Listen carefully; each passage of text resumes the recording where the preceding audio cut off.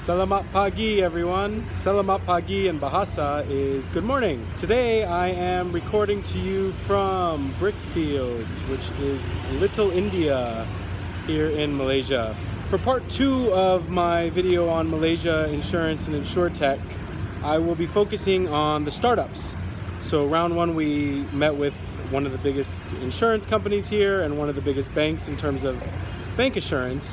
And now we're going to look at some of the startups. Back in 2013, Bank Negara, which is the local regulator here, released what's called the Life Framework. The Life Framework was better known as the Life Insurance and Family Takaful for Everyone. So they released the concept paper in 2013, and then it was actually put into regulation a few years later. The Life Framework had 3 components to it. Number 1 was removing the operating limits on, or the operating cost limits for insurance companies. Commissions are very highly regulated here, and how they can spend money on incentives for agents is also quite highly regulated.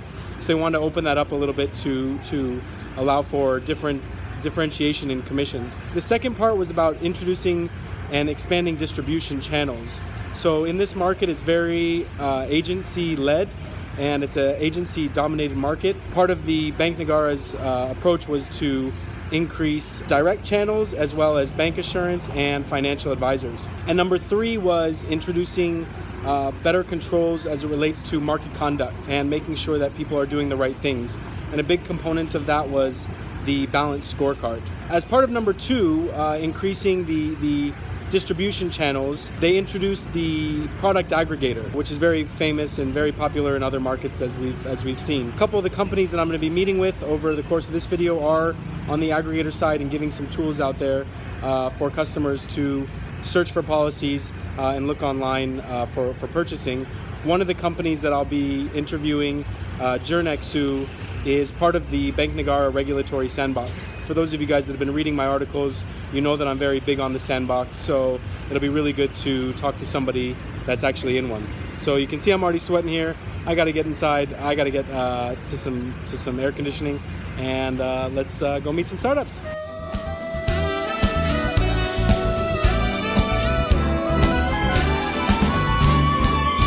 I'm sitting here with Lucas Uy from Jirnexu Insurance here in Malaysia. Jirnexu is part of the Bank Negara Regulatory Sandbox. As you guys know, sandboxes are something I'm quite keen on. I've written about a few times, and it's great to have Lucas here to explain a little bit about what the sandbox provides for him and how the sandbox has been helpful within the Jirnexu journey. So Lucas, thank you for being here today. Sure, thank you.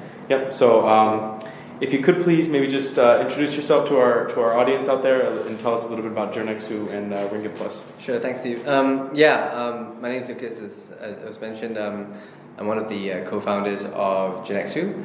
Jirnexu is a holding company for the local Malaysian brand Ringgit Plus that is Malaysia's largest online aggregator. And then we realized that it was difficult to just provide leads and do marketing, so we decided to actually become distribution channels as well. And there were challenges, of course, because there's lots of regulation around distribution in Malaysia. So, we wanted to do end-to-end insurance as well. Yeah. And that's where we are today. That's great. Yeah. So as part of the introduction to this video, I shared a bit about the Life Framework and how Bank Negara wants to help expand options for consumers both in the financial advisory space, direct-to-consumer space, and product aggregator space. And Jirnexu and Ringgit Plus covers all of that. So can you maybe share with me a bit about the application process of Bank Negara, why they chose you, and how that whole process went? Sure. It was an interesting experience, should I say. It took a while. It took about a year, almost a year, from the first time we started applying for it. I think they chose us because they could see the potential of what we did in banking and grow from a few hundred visitors a day to now 1.8 million customers a month. And they could see that we took things quite seriously with our clients, and we wanted to make sure that consumers always had choice. And I think that's something that they really wanted us to do. And I think the application process took a bit longer than maybe other applicants, because one of the things that we realized was they had a direction which was to drive up the insurance penetration rate in Malaysia from about 55% to about 75% in 2020, which meant that they needed someone like us to maybe help that vision, where we can reach customers through the digital medium and cover this market. So we wanted to also offer not just, most sandbox applicants looked at general insurance, but we also wanted to look into the life insurance side, which meant that obviously a bit more risk for Bank Negara, because life insurance typically has a bit more risk to the consumer. So it took a bit longer, but the benefits are that now we are able to offer term life and motor insurance into the sandbox, which allows us to actually transact for consumers online and take payment on behalf of the consumer. The application was took a bit longer because obviously they had to make sure that we had the right technology in place, some security. They had to ensure that we had the right mindset of why we would need it. That the beauty is that the sandbox is not to allow us to just bypass regulation, right? It's actually meant to allow innovative companies like us to use technology to improve the way insurance is either communicated to consumers, educated, and also obviously finally purchased, right? And if you have an innovative way to do that, they're very supportive of this direction. So that's a great transition to the next question I have for you is, now that you're in the sandbox, what sort of support are you getting from Bank Negara? Guidance do you get from them? How does that whole process work within the sandbox itself? Right, okay. They're very helpful, very supportive. Obviously, this is a direction by Bank Negara, so they would be anyway. But the great thing is, as a startup company, to have regulatory support you is always very beneficial. Not just on the consumer side, because obviously they look at the consumer side as well, but also for the client side, so the manufacturers, the insurers, because it was a bit difficult. One of the challenges that we faced when we were going out to market last year, before we were in the sandbox, was the insurers didn't really know who we were, how to work with us, what sort of relationship we should have. Now being in the sandbox, and we can say Bank Negara is already kind of regulating us in a certain environment or framework, gives them a bit more security to be able to work with us quicker and more efficiently, which is great. In terms of support, the good thing about Bank Negara is that people say it's always a two-edged sword, right? Being regulated is bad because then it's harder to create innovation, right? But when we're dealing in the financial space, globally we've seen that it's a very tight market, which has it's not just like e-commerce or ride hailing, where you can kind of disrupt a lot more quickly and there's less risk to the consumer in some way. Financial markets are a bit more stringent when it comes down to innovation. So it's a good and bad thing, right? It also means that for our side, it does create a sort of barrier. So people can't just come in and just start selling as well. They have to go through some procedure before they can do that, which is great for us. I think that's a really interesting point, because as you mentioned, financial products, insurance, you have AML, KYC, suitability, and if you've got the regulator to be able to say, hey, these guys are offering something that's good, and then at the same time you can make sure that you are covering what it is that they're trying to do. It's going to make the process more streamlined for yourselves, and ultimately better for the consumer too. Exactly, because one of the things in the sandbox, one of the goals of the sandbox was also for us to provide lots of choice for consumers. I think whether traditional channels or not maybe didn't in the past so much, is we are being told that consumers need to be educated about the available products in the market. So we have to work with as many insurers as we can to give consumers that choice. We can't just work with the typical one life and two general insurers where a typical agent would sell. We have to do minimum 4 for each vertical that we want to sell. Okay. So that's pretty cool. And obviously, the support in the sandbox means that we are a lot closer to our regulator. Yep. We have a direct line to the insurance development department, who's always looking to see how they can help us grow the industry. Yep. and basically grow the penetration rate of Malaysia. Yeah, no, that's great. And when I've written about sandboxes in the past, it's exactly that sort of thing that I can see value, being hand in hand with the regulator, because a lot of times I think regulators, and they're very good. They have so many things going on that keeping up with innovation and making sure that things are proper can be tough. So if they have you and other companies that are within the sandbox to kind of handhold them through that process, then everyone's going to win at the end of the day. Yeah, I mean that's the goal. That's the goal. That's the goal. And I think what you just said is, I think maybe insurers might be a bit skeptical as well. Yep. Maybe a little, because they've never really ventured into digital, or they never really ventured into online aggregation. Yep. I mean, on my side personally, in the UK when I was studying there and working there, was aggregators were a big part of my life. And it came down to financial knowledge and education and even application. And I could see the transition between people not using digital as a distribution channel, and when I left, years after, I mean, I barely walked into a branch of a bank, and I definitely did not speak to any agent. So I think hopefully we can encourage more people to use this sort of medium to purchase their insurance, and then eventually what would happen is the suppliers would realize this as well, and also want to innovate solutions with us as well. So.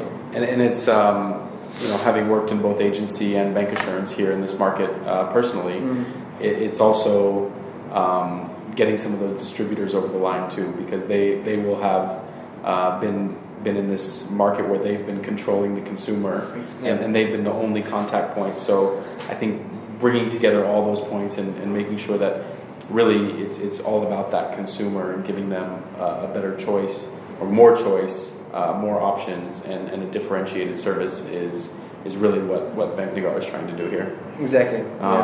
So this has been a great discussion. I really appreciate it. I guess for other startups out there, or not just startups, also startups that might be in a sandbox or not, what sort of advice can you provide as a founder in this space to people that are coming in? That's a really big question. Could go on for a long time. I'd say there's only a few things that I would say.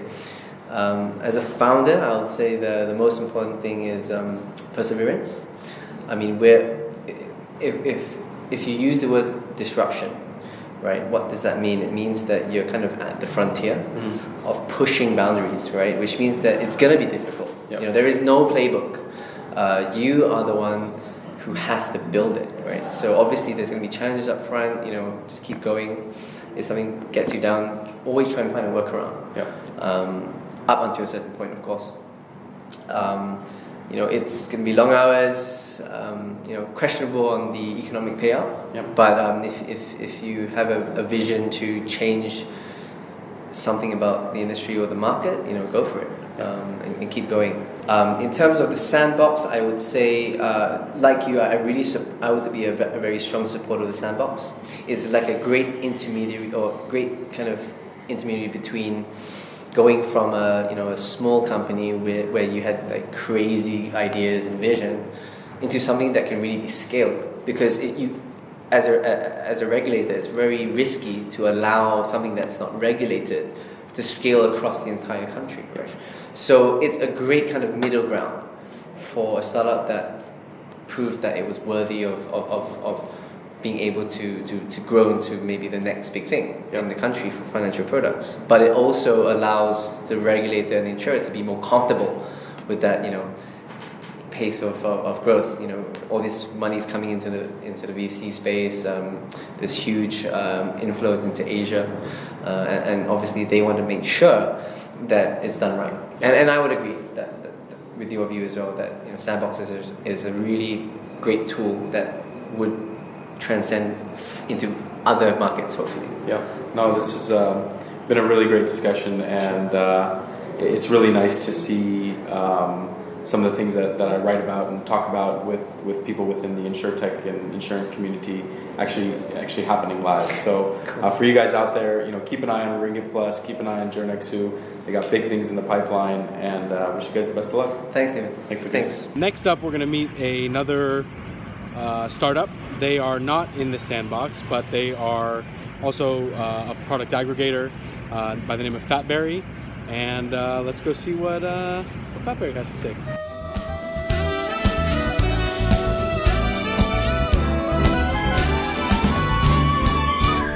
Hi everyone, my name is Priscilla Lim. It's the CEO and co-founder of Fatberry. Hi, my name is Martin. So I'm a co-founder of Fatberry. Thank you guys. It's great to be with you guys today. Tell us a little bit about Fatberry and what you guys are doing here. Fatberry is a platform which provides general insurance aggregations. At this stage, we have motor insurance, travel PA, as well as personal accidents insurance. Great. Yeah. And why did you decide, when you came into the startup space, why did you decide to go the aggregator route? So because of for aggregator model, actually we are trying to build all along the while. Actually, insurance agent is the one who hold the power on decision. So they will decide for their customer what product should push to them. So we are here. Actually, we want to empower back to our customer for the choices, for the selection, for comparison, and for the rights for them to decide the right products. Great. So, can you guys share with me what makes you guys a little bit different, and what are your USPs when it comes to Fatberry's aggregator? We have actually two very unique propositions. One, I'll let Martin to explain it. The first one, I'll explain. So basically, if you look into our flow of the user, it's very, very user-friendly. And we try to minimize the questions to be asked. This, in terms of that, we allow the user to have a very quick speed in terms of getting the price quotations. So it's very simple. We don't use jargon. It's very layman English. Yeah. The other part? The second powerful part is actually we are trying to link up with some of the top insurers for our API connections. So whereby for the API connection, we are able to adjust the time in real time compared to conventional aggregator or conventional agents in the market field. So they are not able to tell the customer what will be the real-time pricing, whereby we could. Okay. Yeah. So that's very good, and APIs are something that's a kind of a buzzword Yes. In the industry right now. But this is really showing how the power of the API can be, because if the insurance company changes any of their underwriting or pricing mechanics, then you don't need to update your software as such. It's going to automatically update, Exactly. so customers will have that Yes. thing. And to your point, Priscilla, it's not just a form-filling exercise for Yeah. customers, as we talked about. Yeah, if you look at it, it's more of a chatbot-like interface that we are actually creating. Future Fatberry will be evolved into a more machine learning chatbot, but for a start, we will be doing more of a question by questions. It leads towards different questions for different sets of answer. So that's where we started to learn the behavior of our user. Yeah. So then you can collect the information of the customers in a more friendly, conversational Yes. way, and that enables you to collect all the information that you need, that the insurance company will need to then issue the policy. Yes, correct. Really, really good. And so far, which insurance companies do you have working with you here in Malaysia? Okay, so in Malaysia, definitely we have one API connected, which is from Tune Protect Insurance. Yep. So there are a couple more is upcoming. The first two insurance in Malaysia is working with us. Moving forward, you will see it launch very soon. Great. Very excited to see that. The last question out there, so that a lot of the people that are watching this might be startup founders themselves, might be people that are just getting into this Insurtech space. I'll ask each of you to kind of give maybe a tip of advice for people that are starting in the Insurtech space and people that are entering this exciting place? Maybe I think I need to start from my experience first, because actually why I would like to join Fatberry is one of the reasons because I have a very bad claim experience earlier. So one is for life insurance claim, another one is for motor insurance claim. So whereby I found out that actually along the supply chain actually there is a lot of issue. So even I try to contact to my agent, I try to contact my car dealer, they do not have time to entertain me. Yeah. So this is a very big challenge. So as a consumer point of view, I think for startup founder actually you should think from a truly from a consumer point of view. So what they are facing, rather than you decide something that nobody wants. Yeah, so tackling the pain point is one thing, creating more efficiency is another thing. So if you were to be a startup founder these days, main thing you have to know is that what is the real needs in this market. Each market different. So Malaysia market, you have to be really drilled down on the pain point of each consumer. Great. So know your customer. So really want to thank you guys for your time today. It's been really great meeting with you and discussing a lot of things. Thank you, Stephen. Thank you guys. Thank you, Stephen. Thank you.